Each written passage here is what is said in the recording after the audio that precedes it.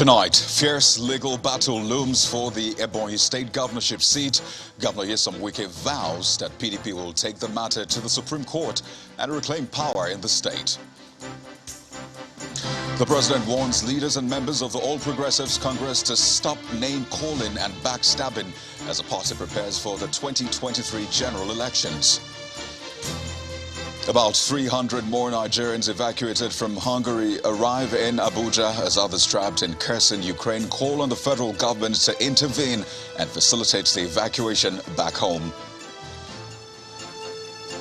And President Volodymyr Zelensky says over 1,000 Ukrainian troops have been killed in the raging war with Russia.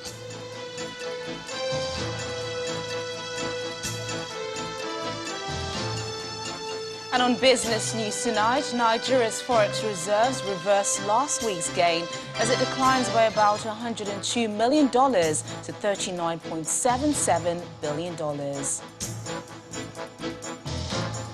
On sports news tonight, Premier League board disqualifies Roman Abramovich as a director of Chelsea Football Club following the imposition of sanctions by the UK government.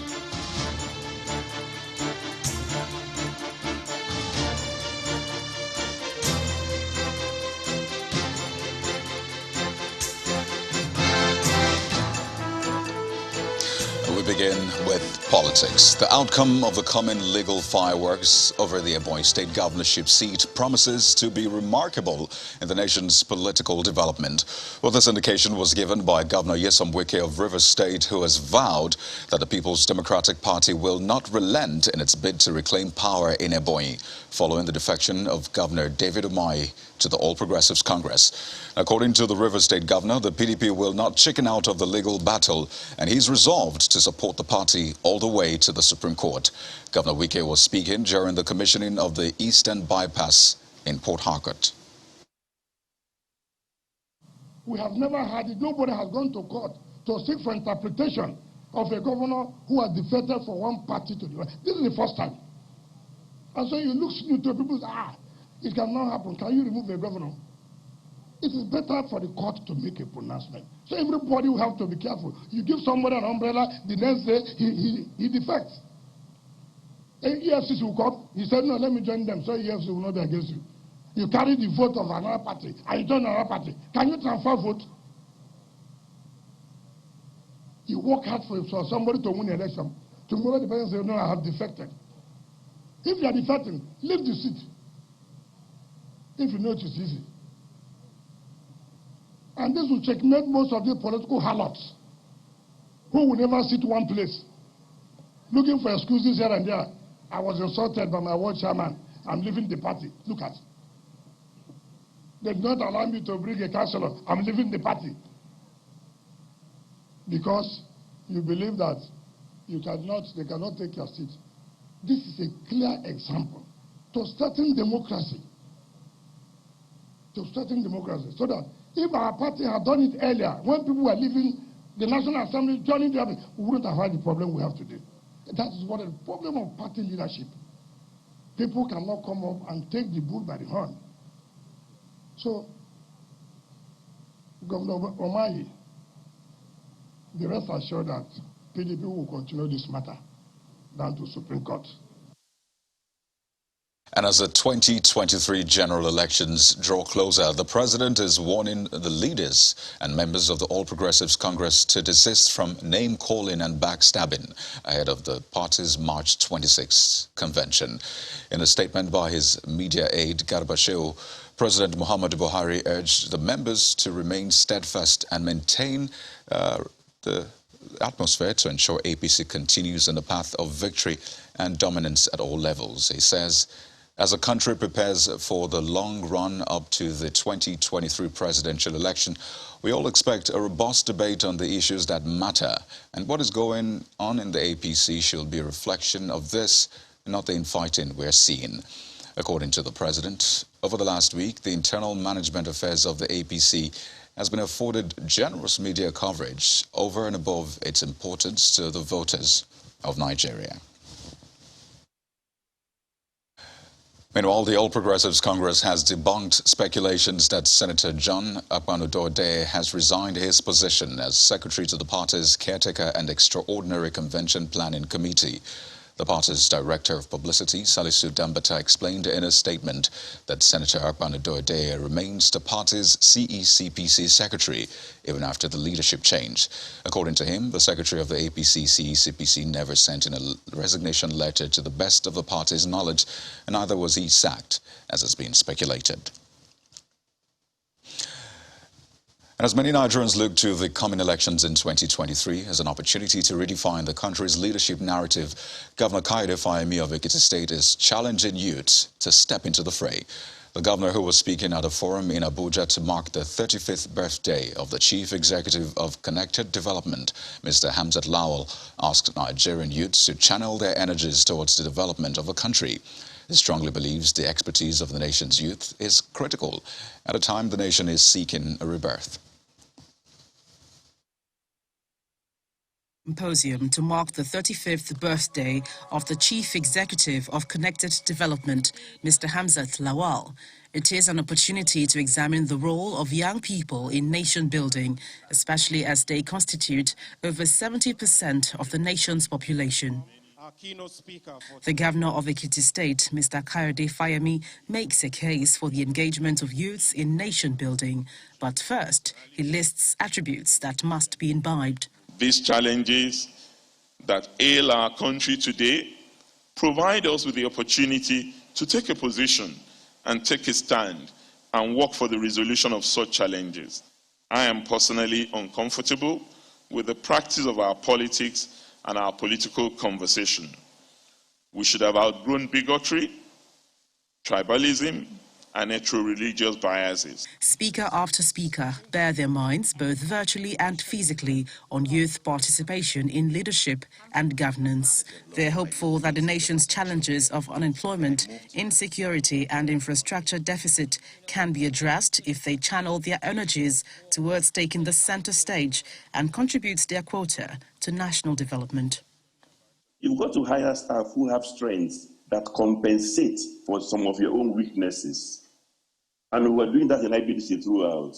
Because I knew my weaknesses, sometimes we were hiring people, they will show me somebody that this person is like you. I say, yeah, but it's like me, and then I'm already there. I'm looking for somebody who has some strengths which I don't have. I'm looking for somebody who can make up for some of my weaknesses. There's no point having a career in politics, as far as I'm concerned, or seeking to lead people or represent them or protect their interests if you cannot put yourself in their shoes, if you cannot, want to do things from the perspective of making things better for them. And if you don't have empathy, that's something you can't do. The man of the moment, the Chief Executive of Connected Development, a civil society organization committed to ensuring accountability and transparency in governance, speaks about the tenet of integrity. I am transitioning and investing my time to building the next generation of leaders. Imagine young leaders. With the U.S. State Department, I've traveled around the world. I built capacity and trained young people from Southeast Asia, from America, to Europe, to Canada, with my skills and knowledge, hands-on. So today, I'm launching a mentorship initiative in honor of Ewa Eleri. As the 2023 general elections inches closer, it will be instructive for the nation's youths to yield to the voice of participating in leadership and governance. And to the academia, where a robust constitutional framework has been proffered as a right foundation for the productivity and inclusiveness which Nigerians yearn for. Well, this is a thrust of the 12th inaugural lecture of the Pan-Atlantic University, Lagos, which was delivered by macroeconomics expert Professor Perekuna Irea of the Department of Management Sciences. Our correspondent, Bukola Samuel Wemimo, reports. It's the 12th inaugural lecture of the Pan-Atlantic University. Members of the University Management Council and the faculty file into the conference hall for the commencement of proceedings.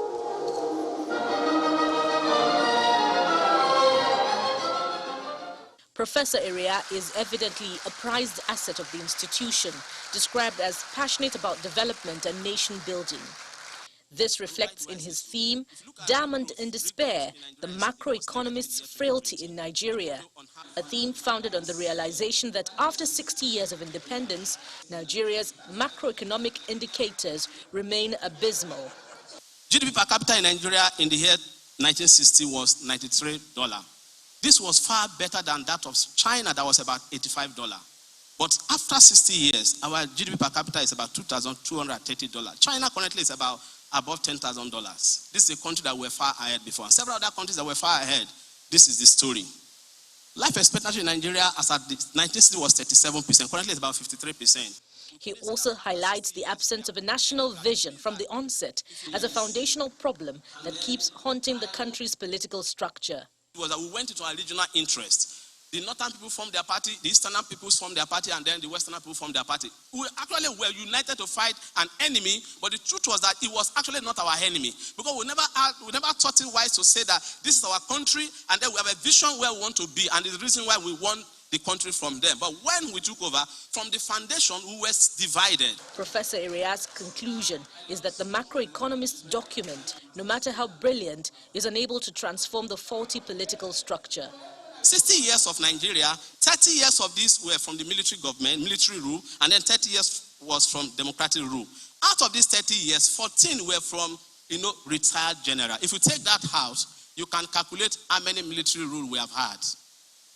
That is the reason why civility has been taken into dustbin in Nigeria. And what you see, the opera you see around, is everywhere. There is no way in that kind of system, the macroeconomists who has policies and tools could design policies that will be very effective. He recommends human capital development, structural planning, constitutional amendment, and the conceptualization of a national vision as solutions to the conundrum.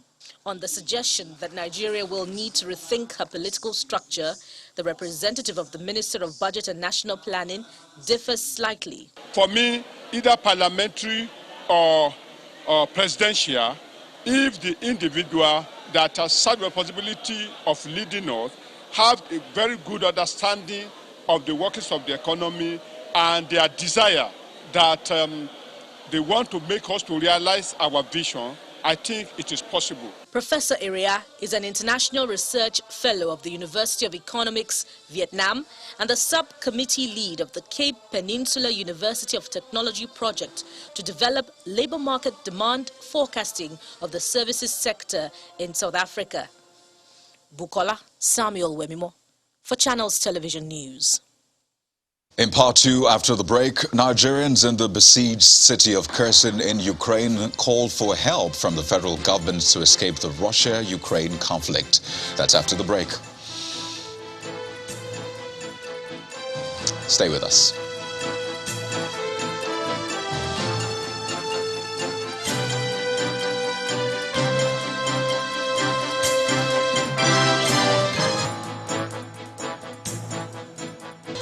Welcome back. If you've just joined us, you're watching the news at 10, live on Channels Television Lagos.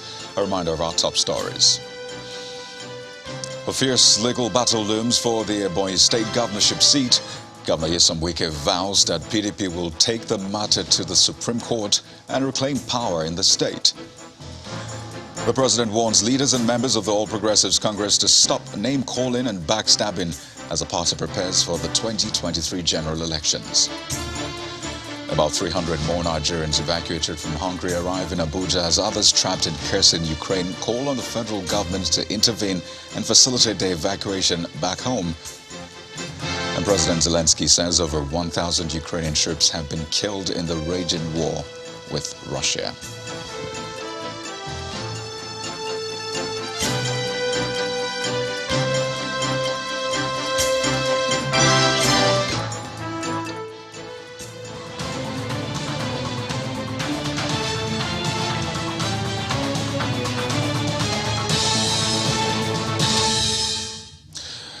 At least 300 Nigerians fleeing the crisis in Ukraine have been successfully evacuated by the federal government.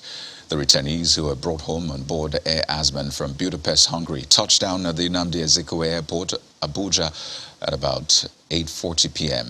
earlier today. Well, this is the sixth batch of the returnees in the ongoing evacuation approved by President Muhammadu Buhari. The returnees, who are mostly stranded students in Sumy, Ukraine, were received by officials of the Ministry of Foreign Affairs, the National Emergency Management Agency, and the Nigerians in Diaspora Commission. Meanwhile, about 23 Nigerian students at Kherson State Maritime Academy in the besieged country are calling for help from the federal government. They want the government to urge Russian authorities to declare a ceasefire in the city so they can be safely evacuated. The port city of Kherson in southern Ukraine has been under occupation by Russian troops since the first days of the war. Since this place has been captured, nobody's doing anything to evacuate us from here. Please, we want to go home. Everybody is cold.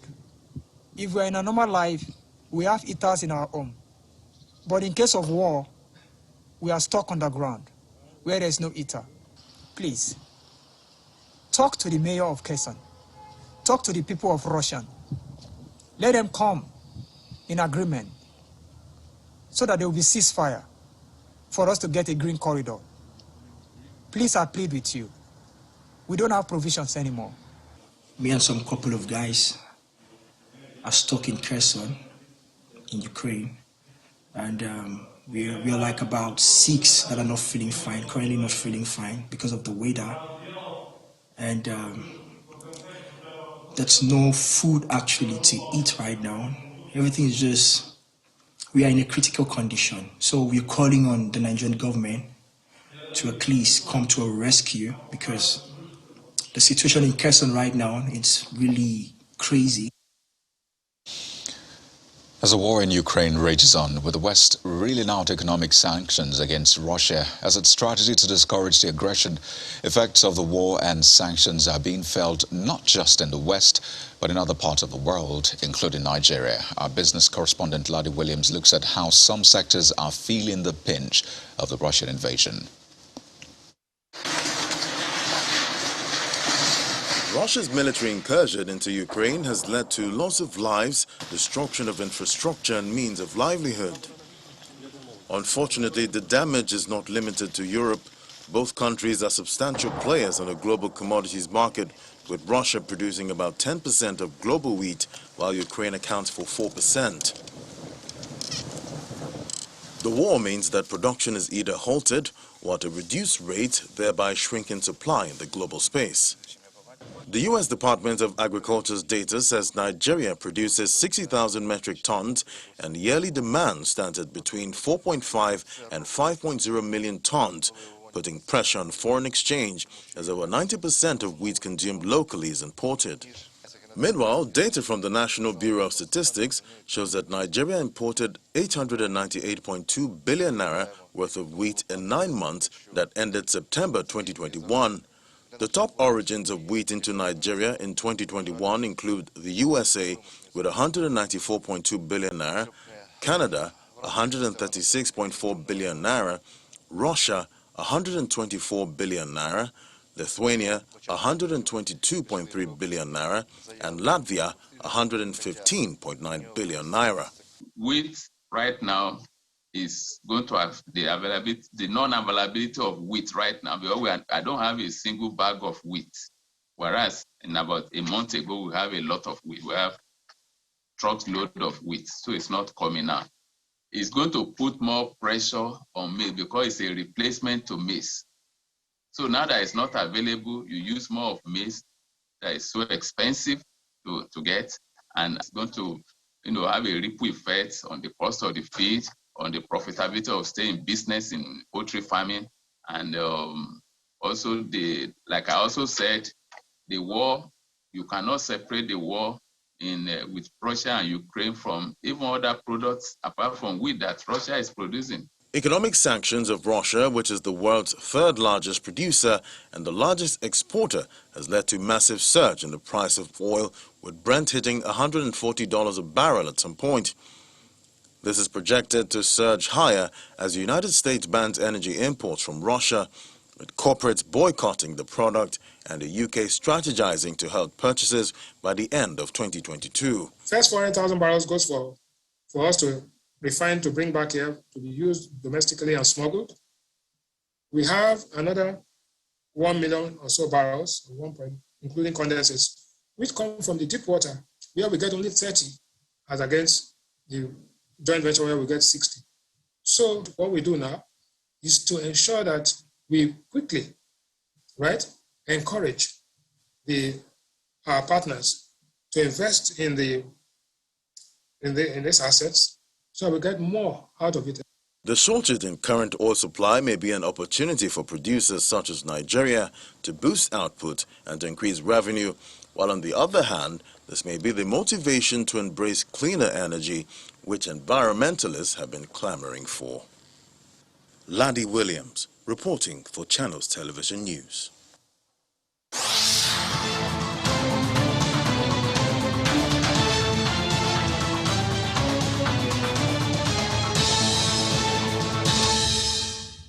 To education, the Southeast chapter of the Senior Staff Association of Nigerian Universities, SANU, has asked Nigerians to hold the federal government responsible if the nation's tertiary institutions are shut down.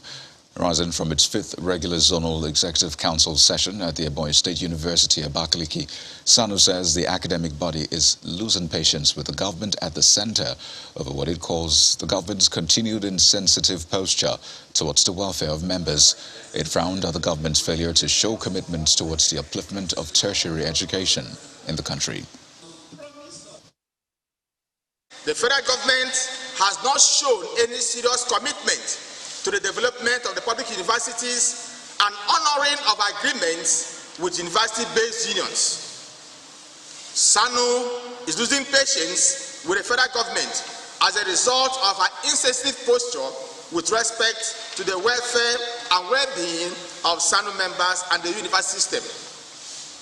SANU has employed all known peaceful means and tactics aimed at making the federal government to honor and implement the various agreements and memorandum of understanding reached with the unions to avert the looming danger, but all to no avail. Therefore, the union is left with no other option than to totally, completely, comprehensively, and indefinitely shut down the universities. Elsewhere, the Nigeria Labour Congress says it is set to wade into the crisis which has pitched the national leadership of the National Union of Road Transport Workers, NURTW, against the leadership of the Lagos State chapter. The acting president of the NLC, Mr. Najim Yassin, who is a former national president of the NURTW, says the NLC, as the umbrella body of organized labor, will not fold its arm while one of its affiliate unions is in crisis. He was speaking with journalists in Ilorin, the Kwara State capital. The issue that is happening in Lagos, that the NLC is going to take up the matter and call both the Lagos State chapter and the headquarters of the NURTW in Abuja, to bring them together in Abuja, make sure that we resolve this matter amicably, to avoid, and I will use this medium to appeal to our members in Lagos State and the leadership of the union. They should avoid anything that can tarnish the image of this organization. The NURTW is one of the major affiliates of the NLC, and we cannot fold our hands and see things going out of hand. So I'm now appealing to the Lagos State government that the NLC is taking up the matter, and we assure them that the matter is going to resolve at the Labour Circle.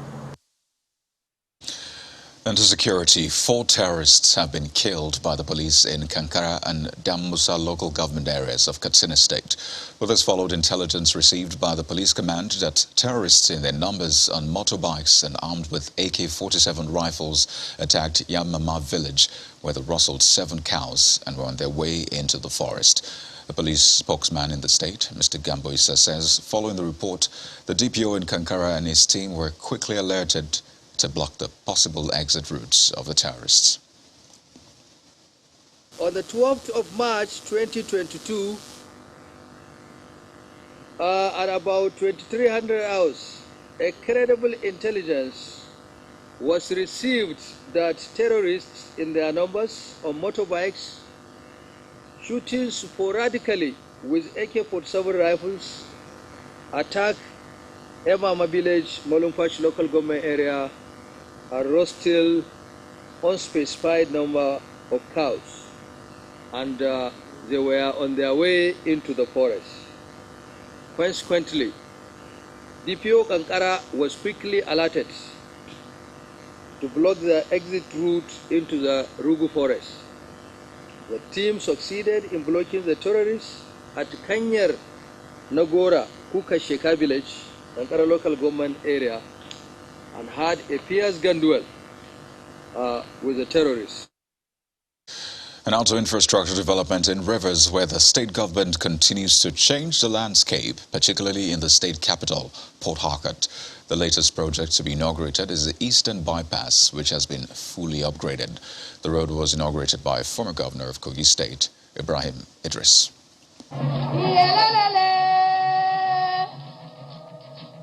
It's another day of project inauguration in Rivers State as the government opens this reconstructed Eastern Bypass to the public in fulfillment of its social contract.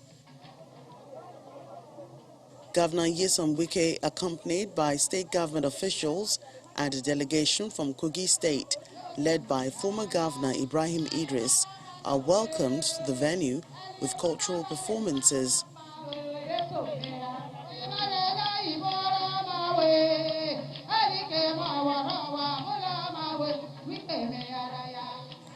Transformed from a 7.3-meter wide single carriageway to a 14.6-meter wide dual carriageway, the 3.4-kilometer road is seen by the special guest as another wonder of Governor Wike's infrastructure revolution in Rivers State. There is no doubt in my mind that Wike-led administration in Rivers State had changed the face of development from the previous conception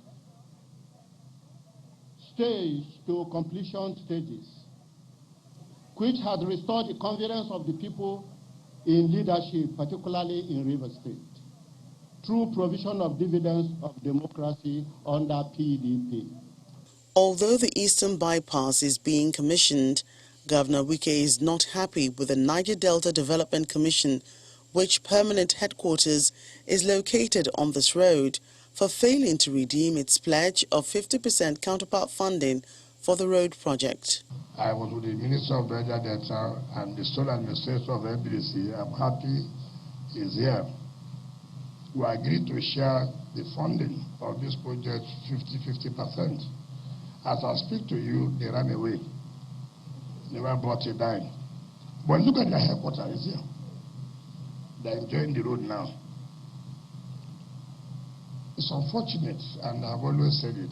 I've never seen a corporate body that will say they will enter into partnership with the government and then they will not fulfill their own promise. I've never seen such in my life. Governor Wike also tackles an unnamed politician for allegedly threatening the peace of the PDP.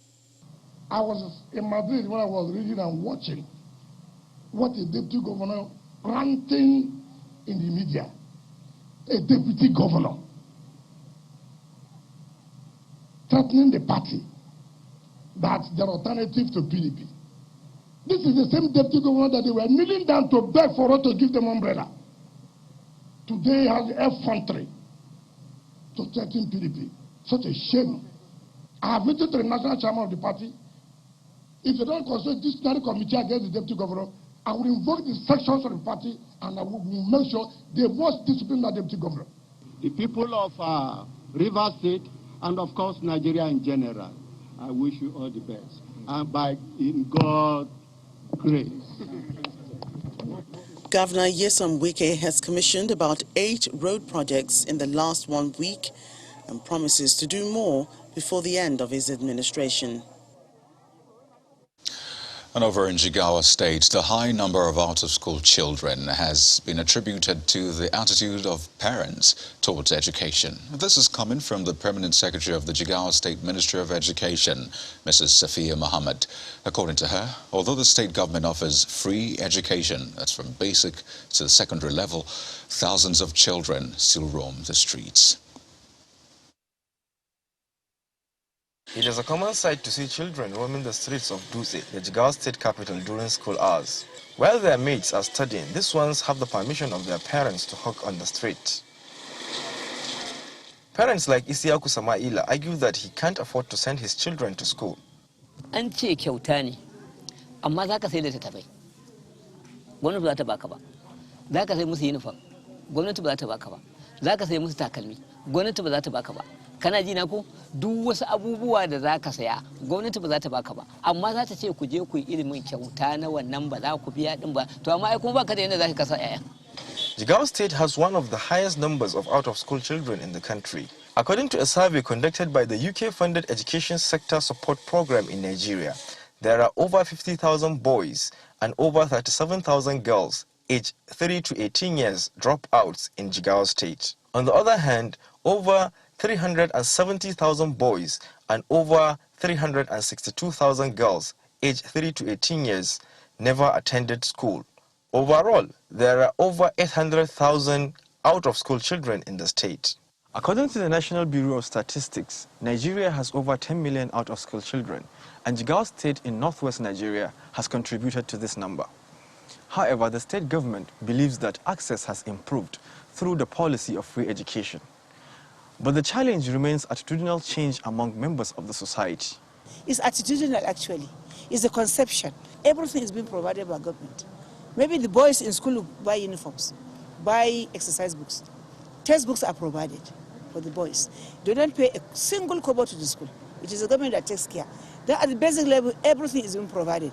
And for the girls also in Jigawa, right from the basic level to tertiary, everything is being taken care of.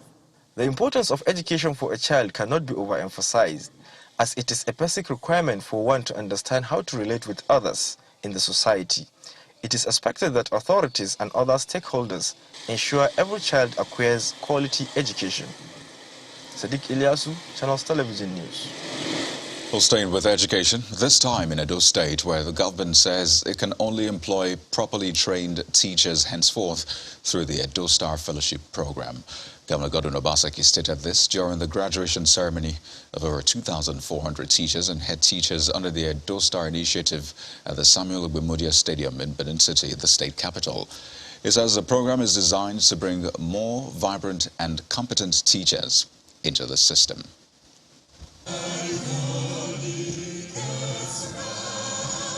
It's graduation day for these teachers, head teachers and principals selected from over 380 schools across Edo State. Awesome, totally. Thank you.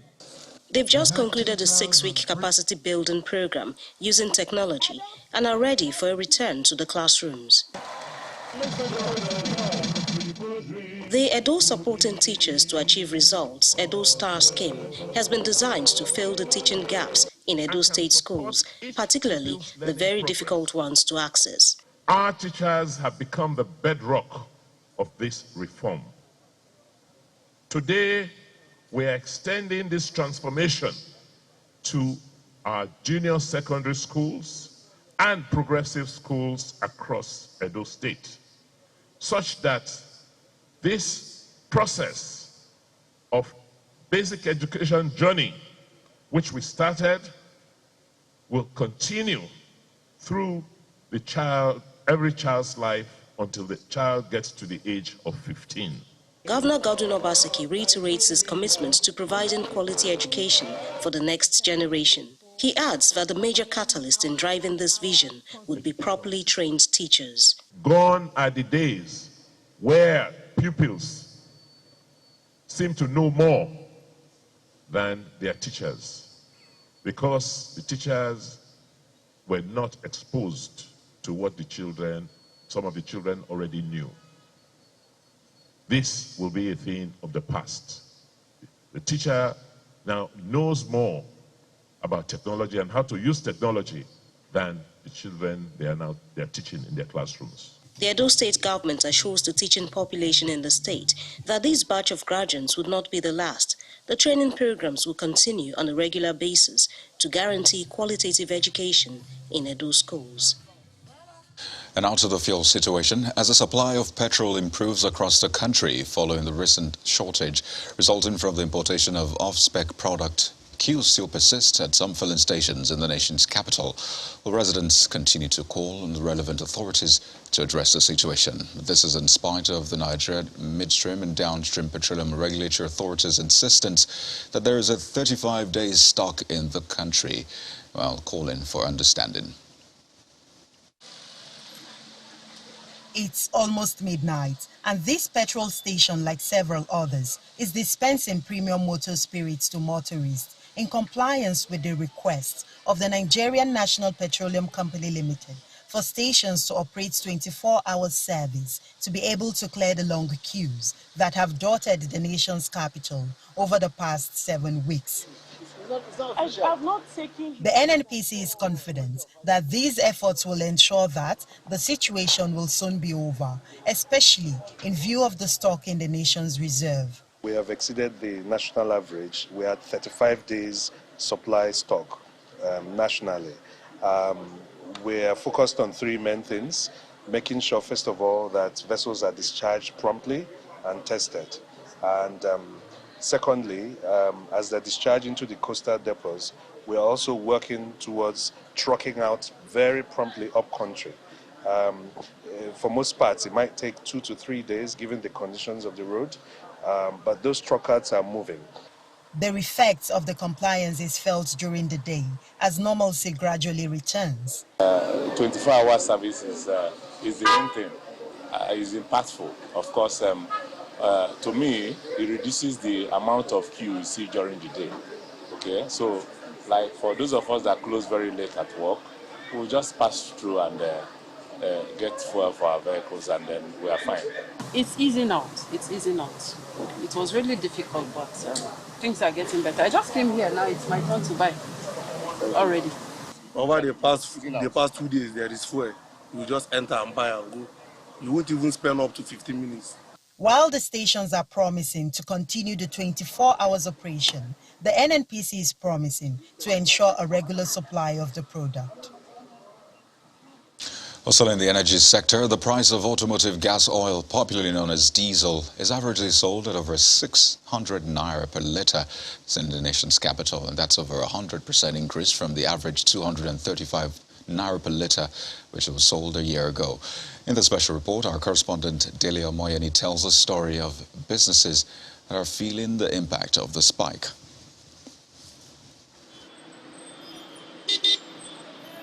From haulage to consumer goods, retail outlets, small businesses and manufacturers, diesel is an essential commodity running these businesses. Data from the National Bureau of Statistics indicates the average cost of diesel in January 2021 stood at 225 naira per litre.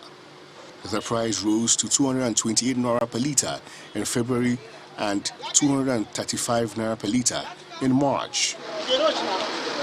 Compared to the first quarter of 2022, the average cost of diesel rose to 350 naira per litre in January, 450 naira per litre in February, and 650 naira per litre in March. The MBS data also indicates diesel price was 131.47 naira per litre in June 2015 when President Muhammad Buhari came into power. In January, we used to buy at 345 naira. February, yes, the thing increased to almost 420 naira. This one now is 600 per litre. Definitely, the thing is affecting my business because normally before I used to collect 120 litre for 2 days work, but now I can't fit me up to buy 120 litre. Now only 100 litre I used to buy. Salako Adewale is an Abuja-based businessman. He manages a retail store. For him, the price of diesel is not just impacting on his operations. It may lead to an increase in the cost of items sold at the store. When you look at it now, in the last 2 months, there have been consistent increase in the price of diesel from 350 to 420. As of today, as at yesterday, I bought diesel for 614 naira. Now, what is the effect? I'm a businessman, and each cost must have a multiplier effect on my selling price. Because for me to meet up to the current market, and for me to be able to be, stabilized in the market, the need for us to increase the price of our products become very imperative. We have no choice, except we don't want to run the business at charity. And when I got in, the first things those staffs tendered to me is increment in salaries. Because someone that has been spent like 200 naira on the transportation before, now is even giving an evidence of him spending 500 naira. So what do I have to do? I have to increase the salaries. According to the Independent Petroleum Marketers Association of Nigeria, several factors are responsible for the rising cost in diesel. Any imported product, whether it's diesel or it's not diesel, meaning the dollar sniffs, the other products, the prices goes up. So, and diesel and petroleum product is part of the imported product we do in this country, because locally we are not refining. So, since it's dollar pro, when the dollar goes up, the money becomes, the cost of the product increases. That is one. The second reason is the Russia-Ukraine war. This war is affecting a lot of oil producers and sellers in Europe. And since we import these petroleum products, we have no choice than to go by the way things are over there, because the prices of the oil has increased, refined oil. As the situation continues to get worse, experts call on the federal government to put local refineries in order, as the continued importation of refined products into the country using foreign exchange is a recipe for a continued increase in the price of petroleum products. From Abuja, Dili Omoeni, Channels Television News. And for more business stories on the news at 10, here's Teniola Shaboali.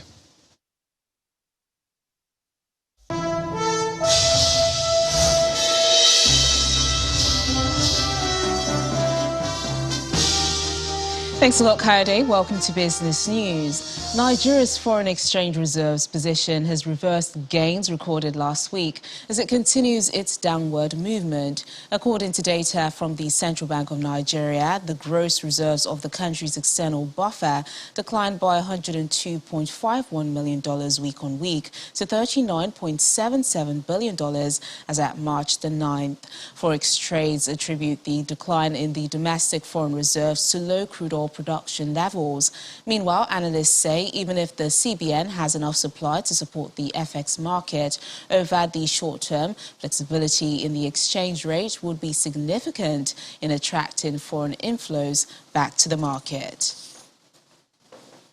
Well, trading activity at the FMDQ exchange was mixed this week as the total turnover of transactions carried out at the FX spot, forwards and futures market rose by 20.06% to $697.54 million as at March the 11th. A further analysis of trading results shows that total value of transactions at the FX spot market, that's the I&E window, rose by 32.84% to $607.07 million, while the FX derivatives market turnover fell by 27.03% to $90.47 million.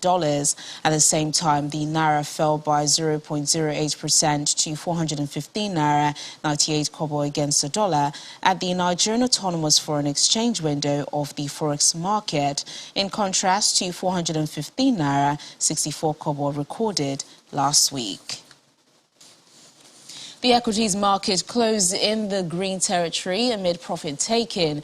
Gains in stocks of Presco, GTCO, International Breweries and Okumu Oil pushed the all-share index higher by 0.36%. Activity levels mirrored the overall market's performance as trading volume surged by 103.7%, while trade-in value edged up 0.3% week on week. Performance across sectors was mixed as the insurance and and banking indexes recorded gains, while the oil and gas, consumer goods and industrial goods indexes closed in the red. Presco topped the gainers chart for the week, while LA Lakes PLC led the decliners. The trio of FCMB, Unity Bank and FBN Holdings contributed 58.36% and 22.99% to the total equity turnover volume and value for the week. Well, similarly, at the unlisted securities market, the NASD OTC Securities Exchange closed the week in positive territory. The NASD index rose by 0.86% to close at 734.16 points. However, volume of trades for the week fell by 68% to 10.66 million units, while value rose by 250% to 158.56 million naira. Rosalind Campina, Wamco Nigeria and NASD PLC topped the gainers chart for the week, while Central Securities Clearance System was the only loser. Meanwhile, NASD PLC and Rosalind Campina, Wamco Nigeria also topped trades by volume to close the week. The bond market traded sideways this week, with interest seen at the short end of the curve. At the close of trading, the average benchmark yields closed at 10.48%. At the Treasury bills market, the average benchmark yields were mostly unchanged this week. At the close of trading, the market was bearish due to sell pressure. Average benchmark yields for Treasury bills rose by 2.33%, while yields on automobiles remained flat on a week-on-week basis. And that's business news tonight. I'm Tenyola Shobowale. It's back to Kayode for the rest of the news at 10.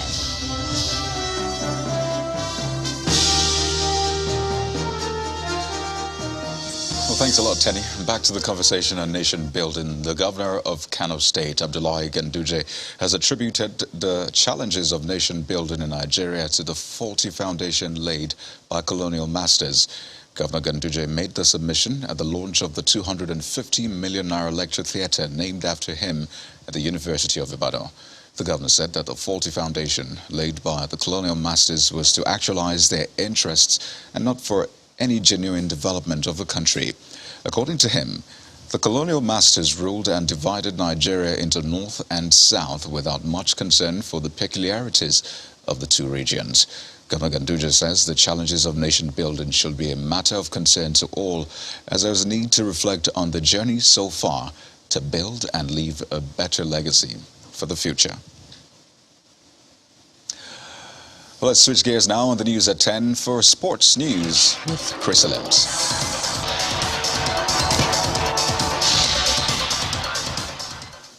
Thank you, Kayode. In the English Premier League, Liverpool closed the gap on Manchester City back to 3 points with a 2-0 victory over Brighton. Colombian forward Luis Diaz bravely headed home despite colliding with Brighton goalkeeper Robert Sanchez, while Egypt's Mohamed Salah scored the important second goal for the Reds in the 61st minute from the penalty spot. Elsewhere, Brentford beat relegated threatened Burnley 2-0, courtesy of a brace from England forward Ivan Toney. In the last game of the day, Cristiano Ronaldo scored a hat-trick to become professional football's all-time leading goal scorer as Manchester United edged Tottenham 3-2 at Old Trafford. The Premier League has disqualified Chelsea owner Roman Abramovich as the director of the club after the oligarch was sanctioned by the UK government. Abramovich had his British assets, including Chelsea, frozen on Thursday as part of the government response to Russia's invasion of Ukraine. The move put the Russians' prospective sale of the European and world champions on hold. The Premier League said Abramovich's disqualification would not impact on the club's ability to train and play. Action continued in the Nigeria Professional Football League with 2 matches played today. In Aba, Enyimba International were held to a 1-1 draw by Plateau United. Victor Umbauma put the Aba Elephants ahead at the 27th minute, but Austin Okpara leveled for Plateau United with a goal scored in the 71st minute. Elsewhere, Niger Tornadoes defeated visiting Remo Stars 1-0. Musa Wakili's goal from the penalty spot in the 4th minute was enough to secure maximum points.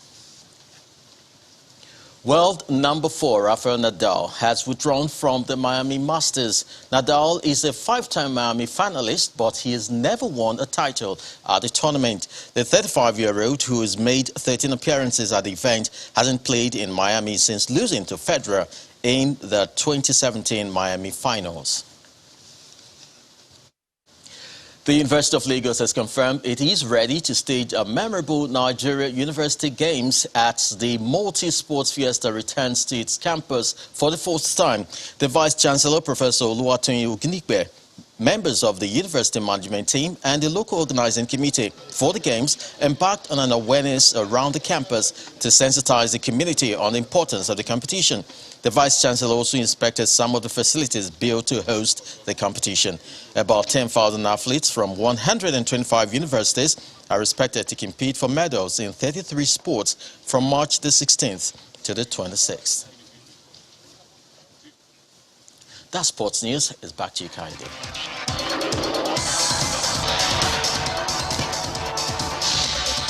Thank you, Chris. It is day 17 of Russia's invasion of Ukraine, and there's been intensified fighting across cities of the country as Russian forces encircle the Ukrainian capital, Kiev. Well, let's take a look at the key developments on day 17 of Russia's invasion of Ukraine. Fighting northwest of Kiev continues as cities of Kharkiv, Chernihiv, Sumy and Mariupol are encircled by Russian troops. According to reports, Russian ground forces are 25 kilometers from the center of the Ukrainian capital. Rocket attacks destroyed a Ukrainian airbase and hit an ammunition depot in the Kyiv region.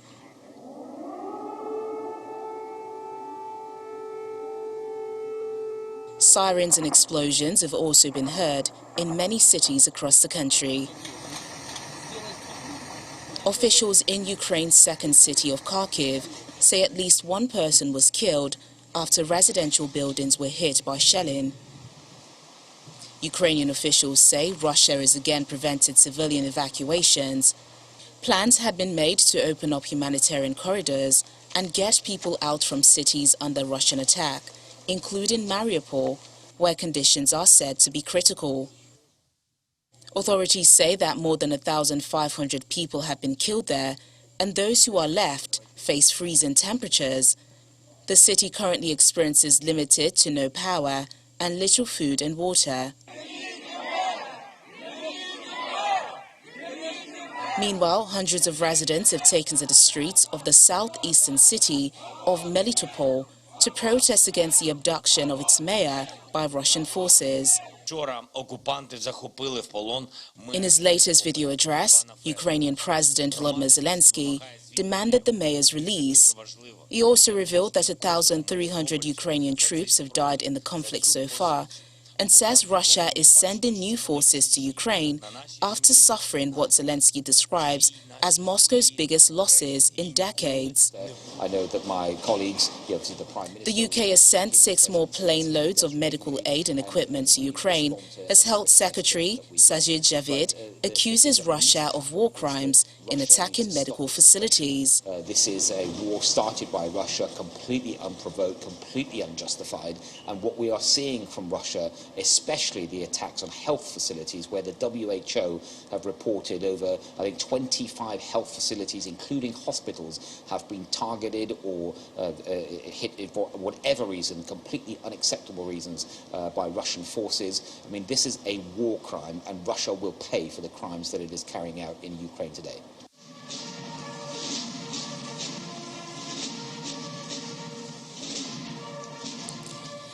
The leaders of France and Germany have again held another round of phone talks with Russia's President Vladimir Putin. They called on the Russian president to declare an immediate ceasefire. The French president's office said after the meeting that Russian President Vladimir Putin showed no willingness to end the war. Ukraine's foreign minister says the country is ready to enter into negotiations with Russia, but that its forces will not surrender to Vladimir Putin's regime.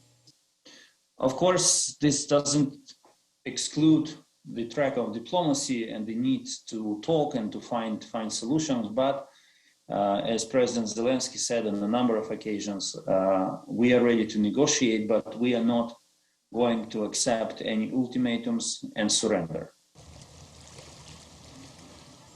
The conflict has now sent 2.5 million Ukrainians fleeing to neighboring countries. And the situation really, I can't speak without tears. I'm sorry, but I'm really sorry for my country, and nobody could expect this, really. This is awfully awful things. They're bombing Kharkov, they're bombing Nikolaev. It's only 120 kilometers from Odessa, and it's painful inside. Poland says more than 1.6 million people have fled there, while Moldova says it has reached a breaking point in its ability to cope with refugees. And the main news again. Fierce legal battle appears to be looming for the Ebonyi state governorship seat as Governor Nyesom Wike today vowed that his party, the PDP, will take the matter to the Supreme Court and reclaim power in the state.